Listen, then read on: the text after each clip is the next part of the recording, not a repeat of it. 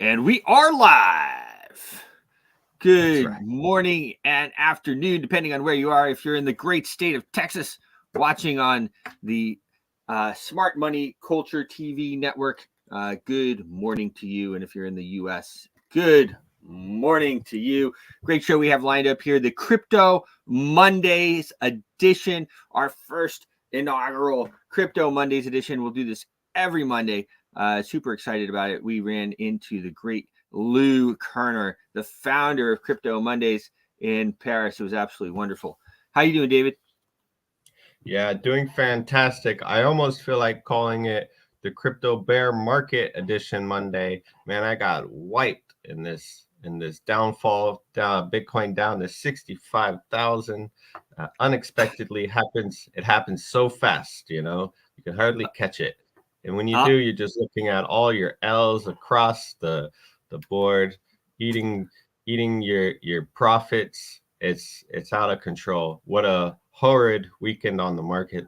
But other well, than that, I can't let money control my life, and I'm good spirits otherwise. This hopefully just means we're due for an uprise back to 70K. We'll have to see what Matt says later on. yeah, well, I mean, definitely we are. It'll be very interesting as the stock market opens up because that is pretty tepid. And, the crypto markets are open. Let me see here. The crypto markets they never close. And so as soon as they announced, the Dow futures are up right now. Um, the Hong Kong Stock Exchange is up as well. So there we go. I was looking for that. It wasn't quite on right. When Iran announced that they were going to attack Israel, retaliatory attack for the embassy attack, or whatever, the markets all took a dive, and Bitcoin went down to 59,000 five or 15 under 60,000, which was by all appearances a great buying opportunity. Which I kind of thought. Of course, it was pretty interesting though. You had Solana dropped down to 107. 107. Yeah, that's pretty interesting drop. But these markets, they never close. So, it looks like probably the stock market will be fine. We'll see down a bit today. So that's fairly interesting, down below around $85. So that is interesting. We'll have we'll have for the last segment of the show, we're going to have Lou Kerner's interview on. Lou Kerner, we had a lot of fun with this guy. We were at the VIP event and there at Paris Blockchain Week. And of course, Randy's so funny, right? I mean, he's like he's an OG, you know what I mean? Can't argue with the man's credentials. Yeah, we had a great time. We had a great Nice. time. Can't wait to. Everybody, of course, is asking if we're going to Dubai. As of now, we're not going to Dubai. I think it could be in the cards, but I would have to leave tomorrow. My wife, she's gotten over the whole "I'm going to divorce you" thing. I think I'm here to stay, but she won't be happy with me. Well, you won't be there forever. It's turning into summer. It's too hot. It's too hot. I won't be there forever, babe. I'll be right back. No, I think it's a quick turnaround. Although it could happen. It could happen if the right situation comes up. Token 24/9 is going to be a massive event. There's no doubt about that. But we have Matt there. We should have Matt go and do some interviews. That's what we should do. We should line up some interviews. Not that Matt has anything, not that he's not like busy all the time running a company, doing a show every day. He's got plenty of time. We'll just line up with 8 hours of interviews all day. Yeah, it's a good idea though. We've talked to him about it. Anyway, yeah, it was a lot of fun, and we'll play that interview, the Lou Kerner interview there in the last segment. And I'll tell you, as much as the world goes on and on and on about and I just want to say stupid wars, because that's how I feel about it. As much as they go on and on and on about their stupid wars, the rest of the world wants to make money. They want to have a family. They want to live a nice life and leave a nice place for their kids and their future generations. And so when at every possible juncture, we need to tell everyone to chill out. Yeah. Chill out, guys. Go make some money. And that's what I always talk about as well with President Trump. Like him or don't like him. I mean, it's funny actually running around the world. I was overseas for 3 weeks. People's opinion of him. I mean, it's pretty funny. But he didn't. People around here, they say he was peace through strength, but he wasn't peace through strength. He was peace through prosperity. And when people have so much money, when people are making so much money, they don't have time a lot of times to hate each other. You know, like some guy doesn't have time to go around, figuring out how he's going to blow somebody else up when his wife is pregnant and his kids need to be driven here and they need to go there. And he's got to go buy some new soccer shoes for this one. He's got to go buy some new ice skates for this one. And I mean, that's really the key. That's what we want to push. So anyway, we'll that's our continuous message. That's what really I'm pushing for it all the time around the world. And at these conferences you go to, that everybody's there as well. Everybody's there. We're all there. We're all working together. So it's actually a very small group of people that want these wars. But here we are on the brink. If it hasn't already broken out, I mean, you see in the title, has World War III begun? I mean, has it begun? And I think a lot will rest, unfortunately, for Israel on their response. Yes. That's not very promising. Israel's That's not very promising. It's not very promising. And here's the other part about it, guys. We don't have to like each other. It's like they always say, well, blah blah blah. I don't like this person. We don't have to like each other. We don't have to like each other. We don't have to trust each other in order to share the earth and move forward together. So anyway, that's enough of my soapbox on that.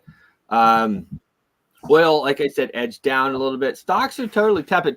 Stocks are pretty interesting. It will be interesting to see what Matt has to say about it. They did definitely save themselves from this whole by being closed. I used to say that when I was trading.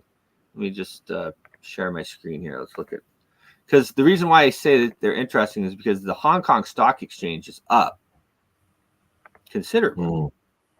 But actually, what? The Hong Kong Stock Exchange is not up. It's down. Okay. All right. Well, that makes more sense. I'm glad I'm talking live about it. Okay. So the Hong Kong Stock Exchange is down. But now what's interesting is that the Dow futures are up. So that's going to be interesting. But now we have a mixed bag over here. You can see it's mostly down in Asia. Mostly down.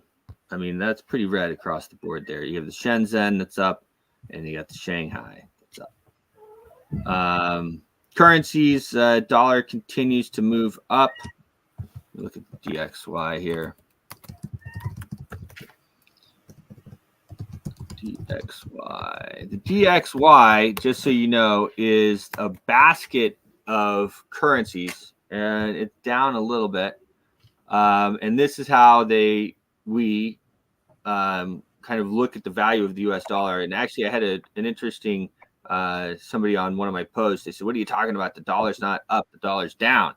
And I said, "Yeah, I understand what you're saying. The dollar is down for you. Like your buying power continues to go down, but the dollar is up against if you're trading. I mean, we do the show every day, and so anyway, that's just understand it. So the DXY. So that is a basket of other currencies that they basically weigh the value of the dollar by. And it's called the DXY index. So that's a really good one to keep an eye on. Now, what's happening is the other countries of the world are devaluing. They're printing up even more than us, apparently. They're devaluing their currency even more than us. Matt has brought that up a number of times, saying that the U.S. dollar was going to flip the pound, USD to pound. It's 80. That has moved. You can see it was here at 70. It was in the 70s for, yeah, that is moving up. So that's, it's spiked up. Let's see. It looks like here. Yeah, there was a. So that'll be that. I'll tell you what, we end up flipping the pound. That's going to be really interesting. That's going to be really, if Matt's right, he's been talking about it the whole show since we started. It was one of his first predictions. So he's right. That's going to be super interesting. Crude oil right here, 84. It's dipped below 85. A lot of factors going on there, but that is interesting. Of course, as the oil goes up and down, so does that has just a huge, a lot of effect on the amount of inflation that you feel. So we always keep an eye on that. The mighty Bitcoin. I mean, look at this thing. It has responded so well. Let me just share my screen again here. The mighty Bitcoin up 3.5% almost, back up to 66,600 for toggled there to 495. Ethereum is up 7%. 32.55. Of course, we're going to go dive into some charts on this after the commercial break here. Solana back up to 154.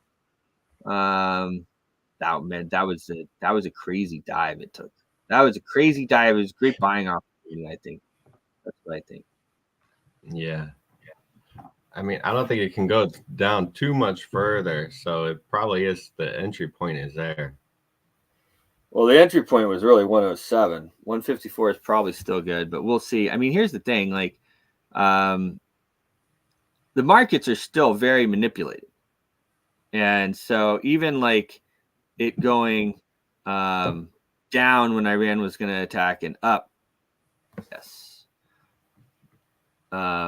when Israel is going to respond. I mean, these are very. It's a controlled market, guys. It's a manipulated market. Okay, that's just the way the market's very manipulated all around. And now we have these ETFs that are holding massive amounts of Bitcoin, and they can pretty much do whatever they want with the price. I mean, that they're holding so much Bitcoin that they can. As well, we have the U.S. dollar that is very controlled, and yeah, big whales making their move. So one thing that I do want to say, of course, gold is tepid today, but it is really looking very good. I would say, I mean, it has moved up quite a bit, gold and silver. Moving up quite a bit. Go to @costmetals. You can go to @costmetals.club. If that doesn't forward you, because I know on some browsers it doesn't, you can go to @costmetals.com, @costmetals.com, and use the referral link clubs. You can join there and you can buy gold, silver, platinum, palladium at cost. You have to join the club. It's like $100 or $400 or a few $100, depending on what package you get. You can get some silver and gold with your package. But that is a great way. We always say to hedge, dollar cost average, hedge, all those things. Buy a little bit, and we're not financial advisors and all that good jazz, okay? But if you get a little bit of crypto and a little bit of gold every month, you're going to be, most people end up being very happy at the end of a few years, especially the way that they keep printing up money. Central bankers continue to print up money. Let's bring on the great Matt Dixon, see what he has to say about the markets here. Can't wait to hear. Matt, how are you? Great, thank you. Great to be with you again. Morning, David. How are you doing? Good. Good. Yes. Amazing. Morning. It's great to be back at the helm here. Yeah, it's been, we'll touch on where the markets are, what they've done. You mentioned about the DXY being a basket of currencies. It's the dollar measured against a basket, and the constituents are in the order of the size. You've got the euro being the largest holding, then you've got the Swiss franc, Japanese yen, Canadian dollar, British pound, and Swedish krona. That's what makes up the basket of currencies that the US dollar is measured against. And so I'll jump straight into probably with that in mind, the DXY and just see where it's at. What's been happening this weekend? I mean, I think you're right about the markets being manipulated, because I think that they were just looking for an excuse. So can you see my screen there? Let me add it to the stage. Yeah, I agree. You know, it's like we always say, the charts do what they're supposed to do, almost always. It's amazing, isn't it, that we were expecting a pullback, and I did mention that the likely, or one of the highly likely stimulus would be the geopolitical tensions in and around the Middle East, which is exactly what happened. So interesting, you can see here over the past couple of days, really, past few days, the US dollar pumping higher, and it's been off the back of we had some stronger inflation news out of the US, but then we had weaker PPI, so we've got relatively strong inflation news really coming out of the US in general. But then obviously it was over the weekend that we had the Iranian multiple strike on Israel. So I think it was just an excuse, because I don't think it had any impact. 99% of the missiles didn't strike, and as far as I'm aware, I don't think there were any deaths at all. So this was just saber rattling, I think, really. And I don't know whether Israel will, whether there will be a response. I don't know. The problem Israel have is that if they don't respond, then it could potentially encourage Iran to just keep pushing and poking. And this is the situation, I think, that Israel are being poked by the Iranian proxies all around. So you got from, missiles being fired, I understand, from Iraq, from Syria, there's all the stuff from the Yemen, South Yemen, and then you got Lebanon with Hezbollah. So you got all those roundabout, prickly, giving Israel a problem. And now everyone's against Israel, saying they've overdone it with the response. You have to bear in mind. I mean, they killed 30,000 people. The only media you can trust is Impact Money with Bruce. You cannot trust. You cannot trust the figures. And David. And David, of course. And David is definitely trustworthy. So the only two media people that you can trust. You cannot trust most of the media, because a lot of it is genuinely not verified. So all of these tens of thousands of deaths, most of them have not been verified, and many of them have been proven to be wrong, absolutely wrong. Numbers put out by Hamas, who have been proven liars over and over again. So we have to take all of this stuff with a pinch of salt, try and look at the bigger picture. I mean, if I was just to put, empathize, if I was one of the hostages that were taken by Hamas I think it's back in October now, if I was one of those hostages, I would want my country to do everything to fight to get me back. And if they didn't, I'd be very, very, obviously I'd probably be dead, but I'd be very disappointed that my government wasn't doing anything to. And you've got to think, where did this start? I mean, yes, there's been an ongoing conflagration for years and years and years now, but just this recent escalation was started by Hamas. But this recent thing was them bombing the embassies. And embassies, I mean, this is like going against international rules of engagement. I mean, I understand we're probably on a slightly different, not by far, but, we both kind of, for me, my country is completely controlled by these people. And so I definitely have a predisposed disposition, 100%. There's no doubt about it. And it's not that I don't like people or something like that. It's just that my country is completely controlled by these people. The banking system, the media, the government, everything. And so for me, I want everybody just to cool down, because here's the thing. Who knows where it started, but anybody can end it. We have to end it. They have to stop. They got to stop. And that's like it started thousands and thousands of years ago, guys. Like, you know what I mean? Just everybody's got to cool down. I want them to stop killing each other. You know? Wise words, I have to say, wise words. Is anyone can go back and say he did this, they did that, whatever. But you're right. Somebody's got to stop it, and anybody can stop it. Right. Hopefully. But but even soon. so, Hopefully soon. Yeah. So anyway, I think that there's no major damage done as far as I'm aware with this Iranian strike on Israel. Let's hope that cooler heads prevail and that they do manage to avoid further escalation. So I think this has so far been a very temporary thing because, as I say, there's no major damage done.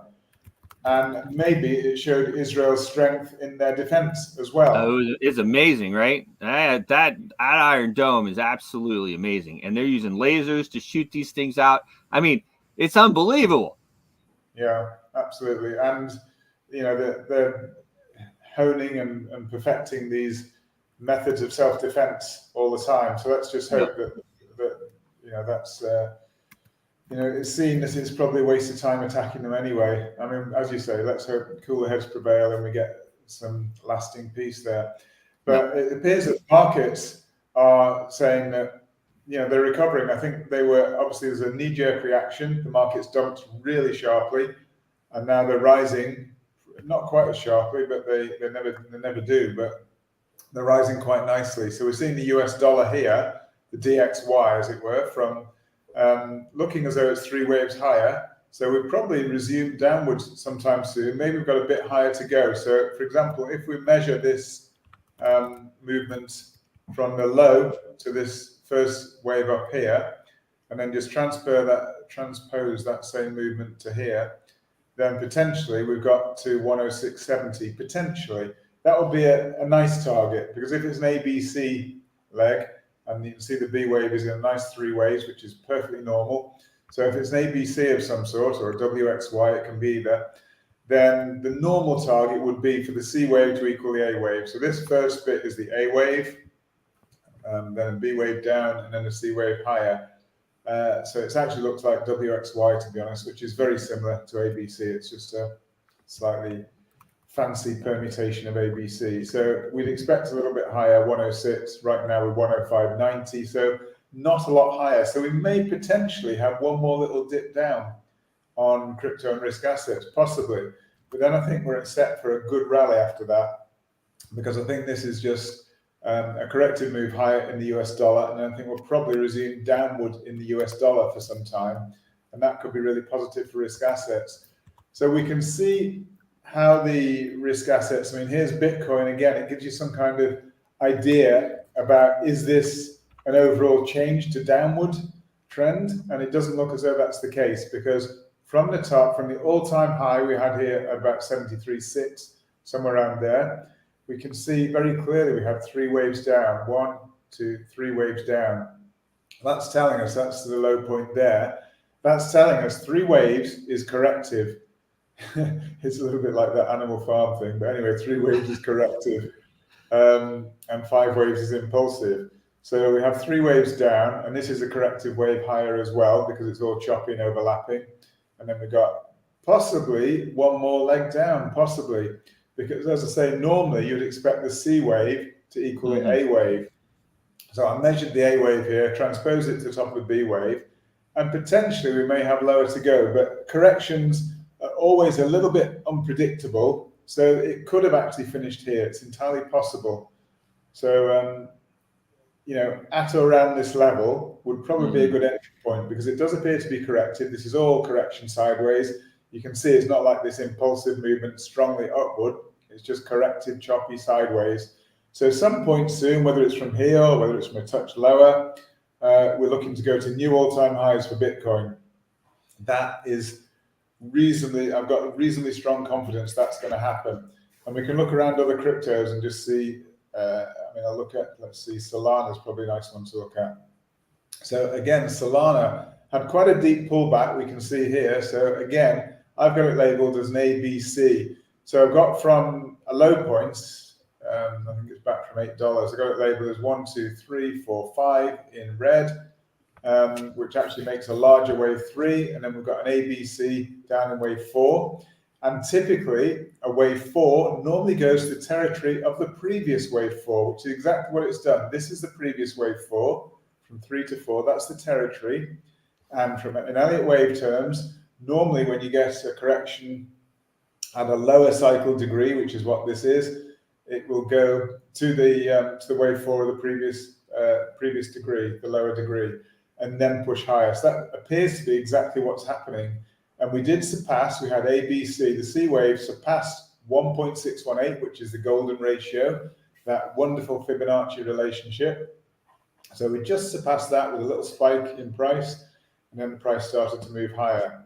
So again, we could potentially push lower again, but it's looking unlikely. It's looking as though we've probably seen the bottom in the market, and we're going to push to another high above the previous 210 to, yeah, it's about 210, 209, $210, wasn't it, for Solana?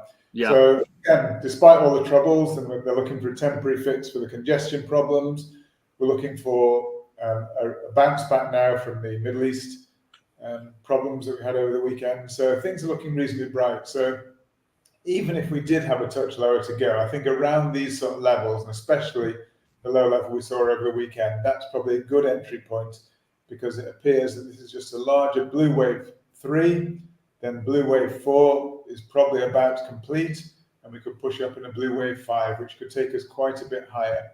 And the previous high was around $260, and that would probably be the next sort of target, I think, would be perfectly reasonable to expect around that level. So these are probably good entry levels, although the price has moved up a lot. I mean, it's 154 right now, and over the weekend I think we had 130 or something.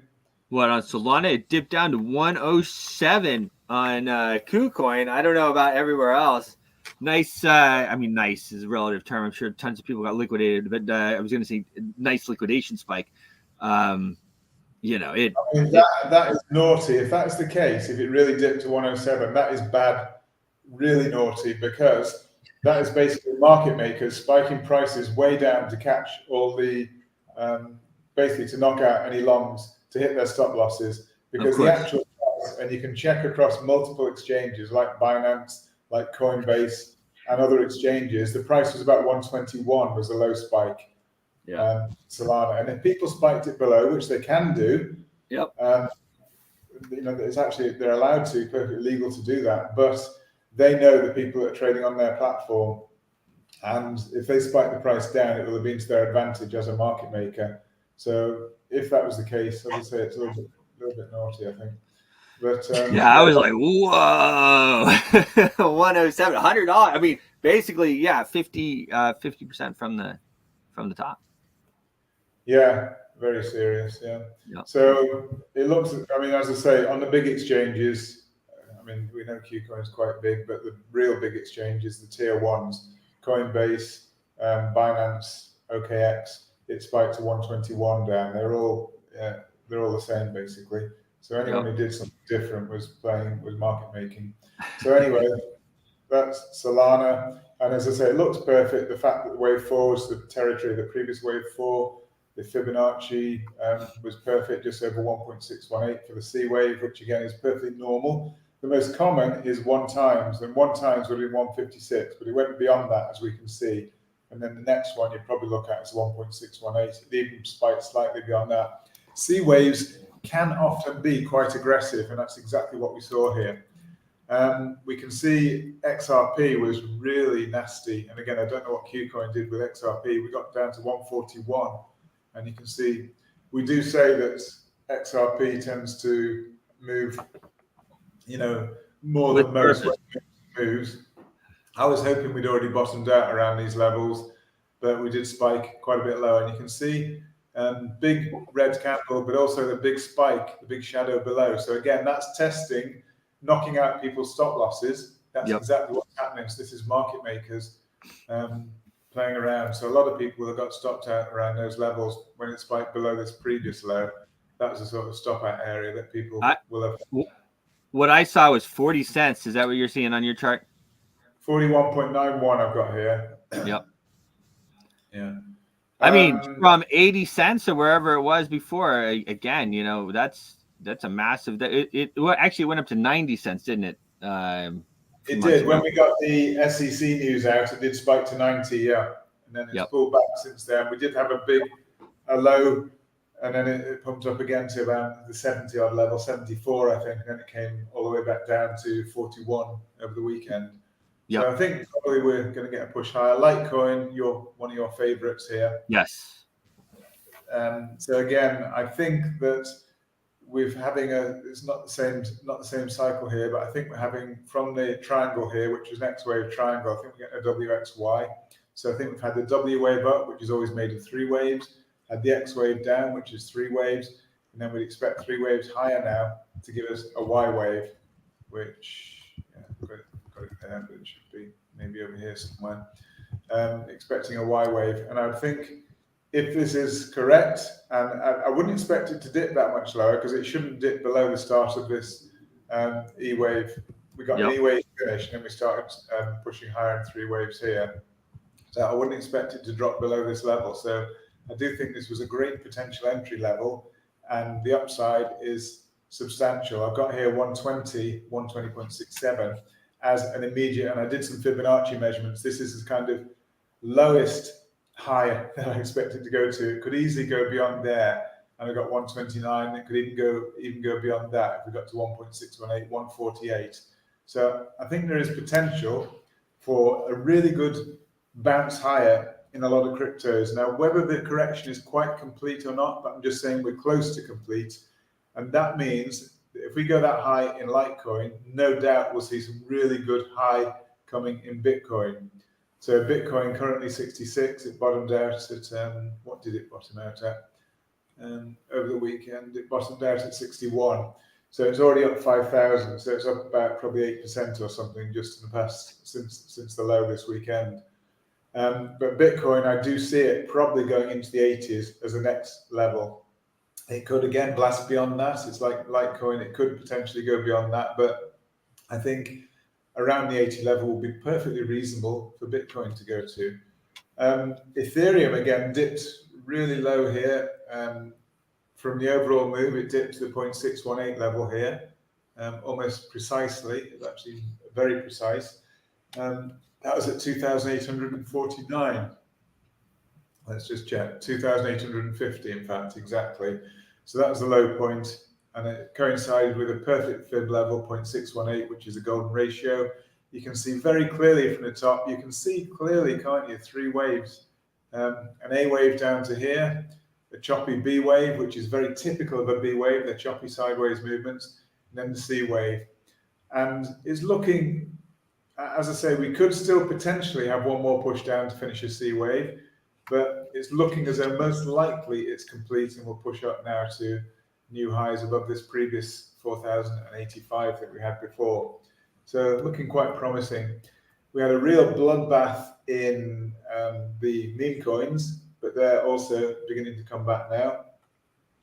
Book of Memes is virtually the only one that's in loss, but the main ones, where's Doggy? Doggy is up 1.5%. So they're looking quite good. Here's the pound. Yeah, they're some pretty nice ones. Shib with Hat, I know one of our favorites. They pumped up by, they were like 30 or 40% yesterday as well. There's some nice pumps. Yeah, so it's good, just as I say, it's always good to keep your powder dry a little bit. So when these events happen, we have been warning for some time now that there's going to be some geopolitical tensions that's going to spill over into the crypto markets and cause a pullback. And it's those times you need to have your powder dry, ready to jump in. It's so easy. Probably one of the biggest mistakes is to be overinvested. And then when something like this happens, you're just stuck in positions and you just have to hold on and hold on and hold on until it comes back up to a new high. But if you can always be a little bit patient, hold back some. So when these things happen, they're basically buying opportunities, they're dollar cost averaging opportunities. They're the times that you should be piling some more in. Not everything again, because you don't know, it could dip a bit lower again. But that's why it is sensible. Try and fight that greed. The greed is always telling you to go all in. And you need to try and fight that and don't go all in. Split your bag of money into a number of different portions, maybe 6 different portions for each asset, and going at different levels with the pound cost or dollar cost averaging. So there's the pound. You said we've moved up. Yes, we moved up very slightly, but even so, overall, it's still, if we looked on a longer term chart, and I'll just look on the weekly there, I think the impulsive direction is still very much down there. So we have basically it's lower lows and lower highs that we're seeing. So I do think that we'll see that prediction come true. maybe not straight away, but it's going to come true. As I say, we keep seeing lower lows and lower highs all the way, lower lows, lower highs. So the next one that we see, if we do see another lower low before by here, that was 103.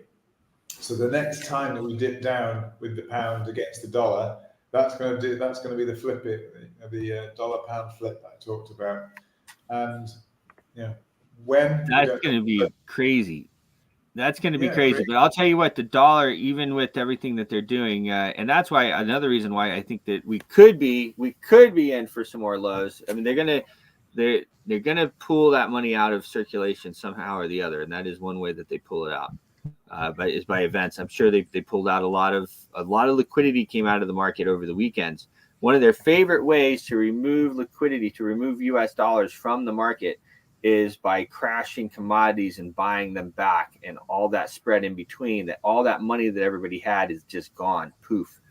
So it's quite interesting that actually you can look at the flows with central banks where the money's been going, and they have actually been stocking up on gold, a lot of the central banks.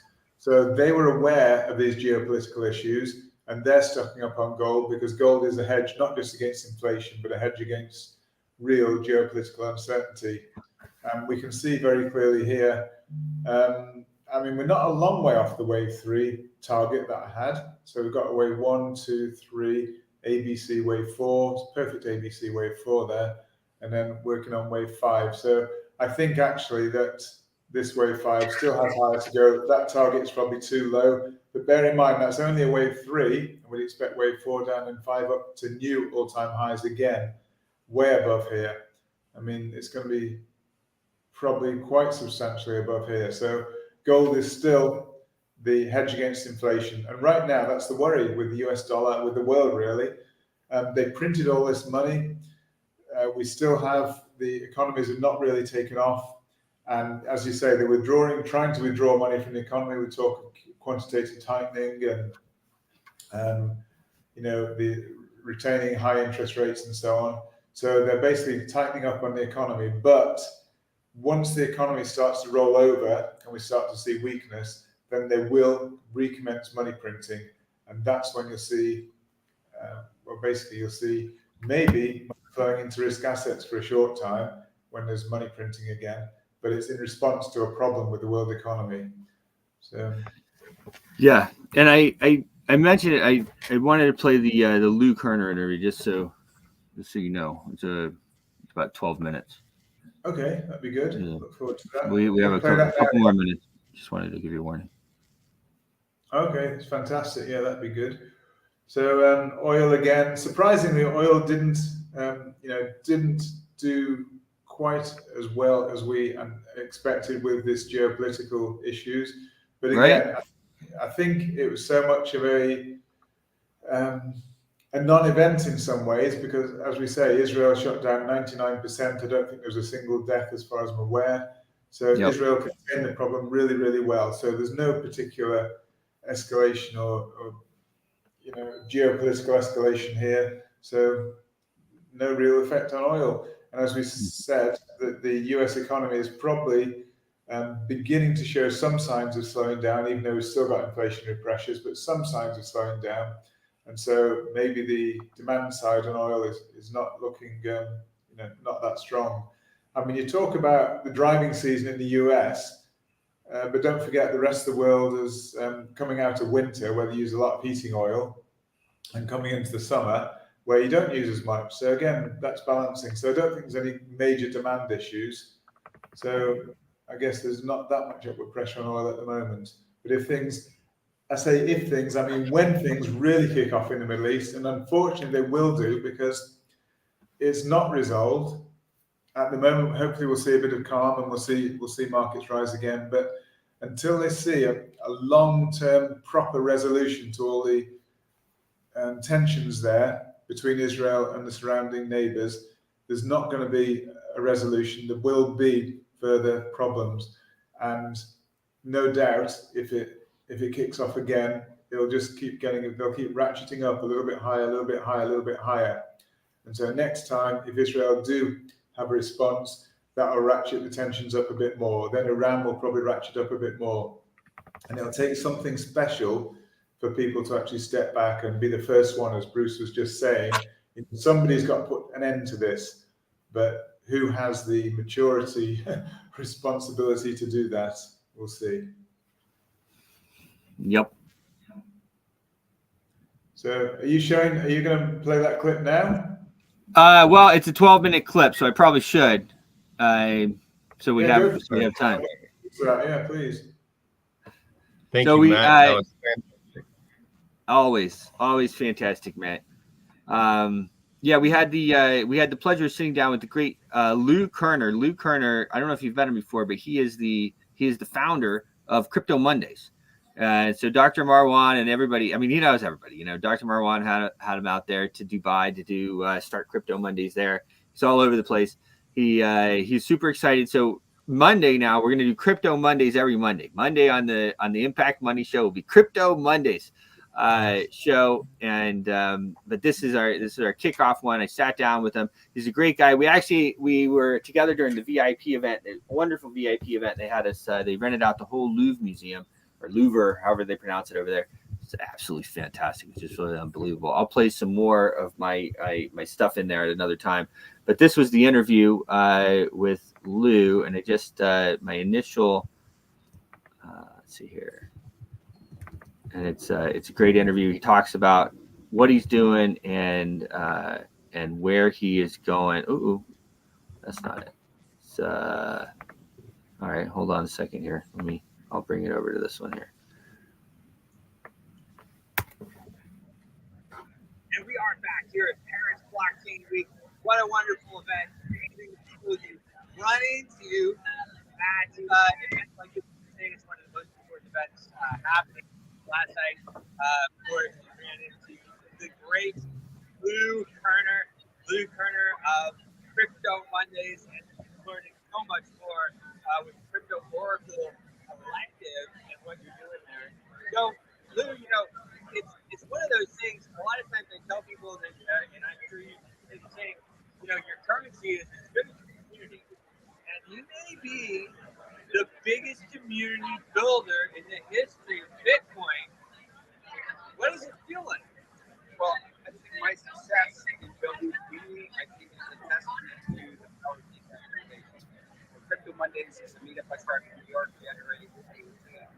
And I just wanted to hang out with other people and passionate about crypto with me, just yapping about crypto. And I started other meetups earlier.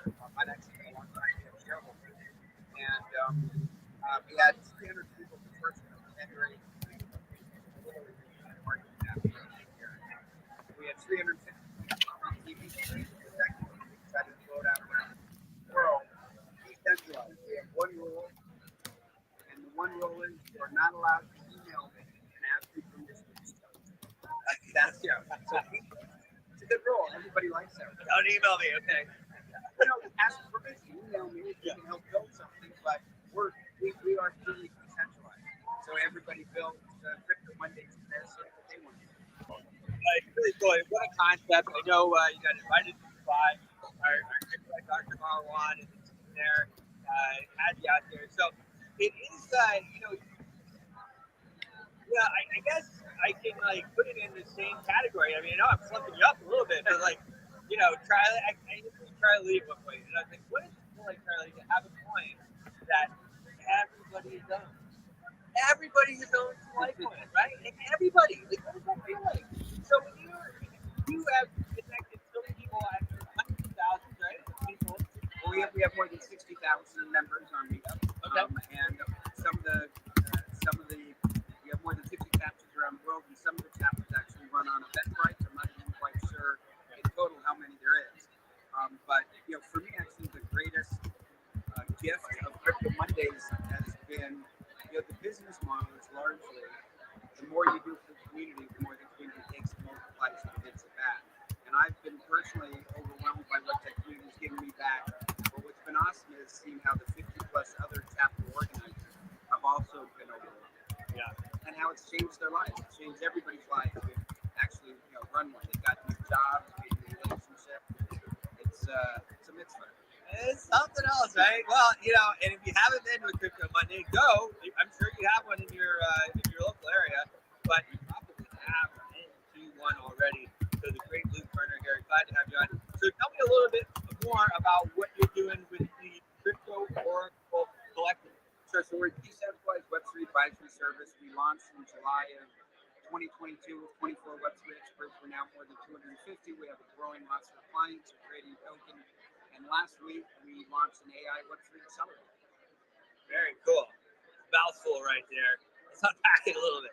Let's start with the Web3 AI Web3 accelerator. That sounds exciting. It is my first company. I was a Wall Street analyst, and I left that in January of 2000 to become the 55th company started out of the Idea Lab incubator in Los Angeles. And in February, they raised $1 billion cash at a $10 billion valuation. So it was a crazy place to be, but I have never since then seen that level of innovation happen anywhere. Bill Gross, the founder of Idea Lab, is really an epic genius. And so I have had a fascination with incubators and accelerators for a long time. I actually did a TEDx talk in 2015 on accelerators. And so it's exciting now, having the collective of more than 250 Web3 experts. We, together with more than 50 other thought leaders outside of the collective, we're putting on 30 classes. We have 10 great cohort members. And we're actually, we're getting 2% of the tokens and equity, in each of those companies. We're going to tokenize that. 10% of those tokens go to the cohort members themselves. So, entrepreneurship is hard. A lot of people fail, but, even if some of the companies in our cohort fail, they can still actually end up making a lot of money if one of the other companies in the cohort becomes, a unicorn. Well, I'll tell you, the AI space is so amazing. I know a lot of these AI tokens have experienced some amazing growth as well. Yeah. What are you looking for when you look at a company for your AI Web3 accelerator? Sure. So, what we're looking for is something a little more beyond just an idea. So there's some product market fit component to it. They've had VC money, or there's something, Sorry about that. Oh, whoops, sorry about that. Knocked off my own microphone. It's all right. We're animated here. So obviously we're looking at the idea. Yep. And we think that this is really something that's leveraging the power of both Web3 and AI. And obviously we're looking at the founders, because the value that they're getting from the accelerator, all kinds of different value. But the majority of them, what they're looking to is when they come out at the other end of the accelerator in 10 weeks, that they are able to raise significant capital to push their endeavor forward. Well, that's interesting. Well, I know one of the guys who does the show with us, he has an AI token, AI platform where they create different assets. So I know it's interesting. You should introduce us. I'm going to. He's gonna like that a lot. And he's great. He does the charting and everything for us every day. Really good. So then you also had, just kept pulling stuff out of his pocket. Then he's got this SPAC. Am I allowed to talk about that? No, definitely. We actually just yesterday, it's called, I'm a partner at a firm called Blockchain Co-Investors. Okay. We're a crypto fund-to-fund invested in 40 leading crypto VCs around the world. Through those VCs, we're close to being invested directly or indirectly in more than 1,000 crypto companies. And I'm also CEO. In November of 2021, we IPO'd a crypto SPAC. We raised $300 million. And we just announced yesterday that we are merging with Link2, which is a super awesome company that is a leader in enabling people to acquire shares in private companies. Pretty cool. So you guys raised $300 million like 2 years ago, 3 years ago? That was in November of 2021. That's almost like $500 million now. No, just kidding. But if we had put that in Bitcoin, we would have done well. Well, right? Well, that's pretty cool. So you're really moving. Now, has this evolved? I mean, were you always, let's see, 2018, so we're 6, 7 years in your 6.5 years of Crypto Monday. So were you always kind of wheeling and dealing like that the whole time, or is this now evolved? That's the great thing about crypto. I mean, almost everybody in crypto, even if they have a job, has a side gig or 2 or 10, right? And that's the awesome thing about crypto is, you don't need permission to contribute to a community.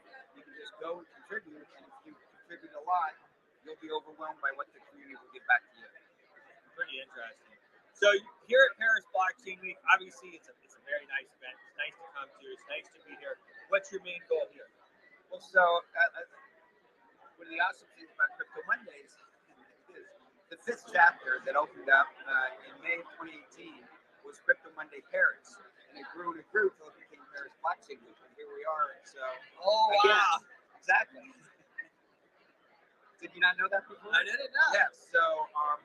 So Mike Lamar, who's the epic founder of Paris Blockchain Week and Crypto Mondays Paris, is kind enough to invite me back every year, and I get to MC. Yesterday I MC the side stage, tomorrow I'll MC the main stage. Nice. And it's awesome because you get to meet, a lot of legendary people who were legendary to me when I first got into 2017. Yesterday, my highlight was meeting and getting the app with Bruce Fenton when I introduced him on my stage. That is so funny on multiple levels. So that is and he did an epic rant that ended in "Burn It All Down." Did he? That's great. Which I'm a fan of. I gotta watch. Burn it all down. Well, that's really cool. And what a history that you had here. I mean, so Paris Blockchain, I think this is the 5th year, right? Yeah. So I've been coming, obviously since the very first one. And the guy, Mike Lamar, again, who runs it, he's really an impresario. He really, every year, he needs to make it better and better. And last year, they had the VIP dinner. For only the second time they shut down the Louvre. Yeah. And so they did that again this year. So last night I'm wandering around. I was literally the only person in the room. I took a selfie with me in the whole room and the Mona Lisa in the background. It's unbelievable. I'm like, that is the Mona Lisa. I just had to go live. Guys, I gotta go live. This is so cool. And then the line to get in there this morning, I don't know how I got here. Did you see it's around the set? At least a quarter of a mile long, I would say. I mean, it is like, so what hats off to your friend. Yeah, the rest of the team. Yeah, the whole Paris Blockchain Week. Manuel, there are lots of them that obviously takes a lot of people to make this happen. And lots of volunteers too. Lots of volunteers, lots of people, and very professional. Of course, we're here for one of those reasons. Very responsive and work with us. So really cool. So you're and they gave you, I assume you got a press pass. And I assume, yes, we got some press passes. Yeah. Now I was supposed to get this conference. No, it's not a cheap conference, right? But it's worth it. Yeah. It is. It's like I said, it's like divorce. It's expensive, but it's worth it. I'm not touching that one. Well, really cool. We have about a minute here. Maybe how can people get a hold of you, and then where are you going next? So I am at Lou Kerner on Twitter, and LouKerner@gmail.com, LOUKERNER, and so I spend 60% of my time bouncing between Crypto Mondays. So I think of my life in terms of Crypto Mondays. So I'm going to go Crypto Mondays. A couple weeks ago was Palo Alto, then New York, then Paris. Next week is Zurich. The week after is Dubai, and the week after is Athens. We might have to see you in Dubai. So is that the Token 2049 one? That's for Token 2049. It's actually, the Crypto Monday is actually after Token 2049, Monday on the 22nd. I was already going to Crypto Monday Zurich when I decided to go to Token 2049. But the one in, I don't know if you've ever been to the one in Singapore? Yeah. Yeah, it's amazing. So the assumption is that Dubai is going to be awesome as well. Dubai is always awesome. Dubai is always awesome. Randy and I, we may reach out. Let's hang on a yacht. Yeah, for sure. See you soon.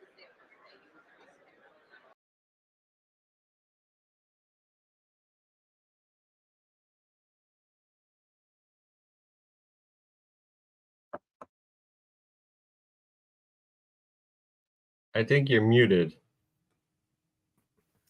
Oh man, I was saying some really good stuff. Well, the great Lou Kerner, it was awesome to have him on. That was really cool. We have a lot of other interviews that we're going to bring as the weeks unfold here. Quite quite a lot of interesting projects and everything else. But we're going to be doing a lot more on Crypto Mondays. Crypto Mondays. Every Monday is Crypto Mondays on the Impact Money Show. David, thank you. Matt, sorry you left, but thank you, Matt. Thank you, Smart Money Culture TV. That's right. See you soon. Stay tuned to stay lucrative. Your voice is powerful. When combined with social engagement, it's a force for change. Decentralized media paired with free speech is the catalyst for an empowered world and a unified, invaluable ecosystem. Join Global Boost, become a champion of free speech, and help to reshape the future of media.